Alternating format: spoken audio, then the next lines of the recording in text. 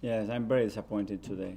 I think the performance deserved 3 points. I think we lost 2 points. But in the Premier League, if you don't put the game to bed, in the last 10, 15 minutes, these type of teams, they just need a long ball, a second ball, a set piece, and you can give the points away. So that's it. It feels like one goal lead is never enough for Arsenal at the moment this season, not just with you here, but there's always nervousness in the crowd and the players. Yeah, and there is a history of that. I think it makes it even more. But in the Premier League, you go 1-0 up, the last 10, 15 minutes, be careful because anything can happen.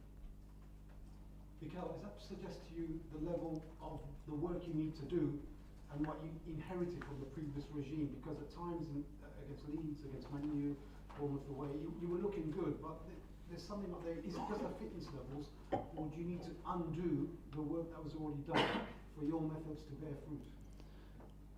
I don't know. You know what it was done before. I think they tried to do the best possible thing. I inherited a team that it was in a difficult situation. We're just trying to improve it as much as possible. But I don't know. In the second half, they didn't generate anything till the goal. It's just one long ball, a second ball, and someone from an incredible angle puts it in the top bin. It's difficult to control. Well, is it a case of fitness still for you? Because I know you wanted the fitness. You told us about the fitness levels. Are the fitness levels there today? Because for some reason you couldn't get out of second gear today, maybe, or maybe third was max. What was the reason for the lethargy today? I think they all went full gas. I think they all tried really hard. I think we put them under real pressure every time. We didn't allow them to come out the way they do. They started to generate the overloads in wide areas and control the second phases and put balls in the box. I don't think that was the case. Maybe in the first 5 or 10 minutes that we had to figure out a little bit the game, but after that I think it was. But obviously when you are 1-0 up the last 10 minutes, they changed to back four. They started to commit more bodies forward, both full back high. They have 6 players in front of the ball. It's more difficult to control. You play long balls, the second balls like this is not easy. Mikel, do you think you should have had a penalty? I think it's very clear. You speak to the referee about it? No.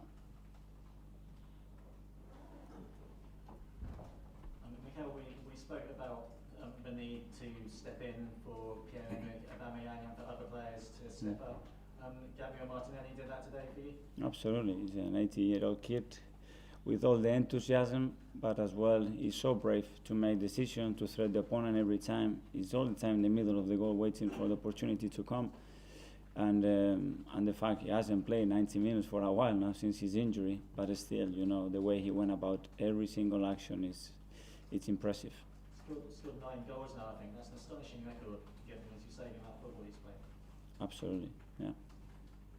Mikel, you called over Ainsley Maitland-Niles and you had a chat with him during the match. Was that specific instructions? Because if you look at their goal, it was inability to clear the header in his area. Was it something along the lines of that, the instructions you're trying to pass on to him? Yeah, obviously when we are analysing the opponents and scenarios that are happening in the pitch, we have to try to correct them, to try to help the players as much as possible. But we can ask Ainsley a lot of things, but he's not a fullback. Bukayo is not a fullback, and they're trying to adapt as quick as possible, and they try to help the team as much as possible to that. But these things are going to happen. Mikel, what's the news on Reece Nelson? How serious is the injury? Was he here watching today? Was he a scan? No, we had an incident in training, and the doctors are still deciding, how long it's going to take, but it's not looking good. Mikel, with the Africa Cup of Nations being moved to January 2021 from the summer, how is that going to affect Arsenal, bearing in mind that you have Pepe and Aubameyang?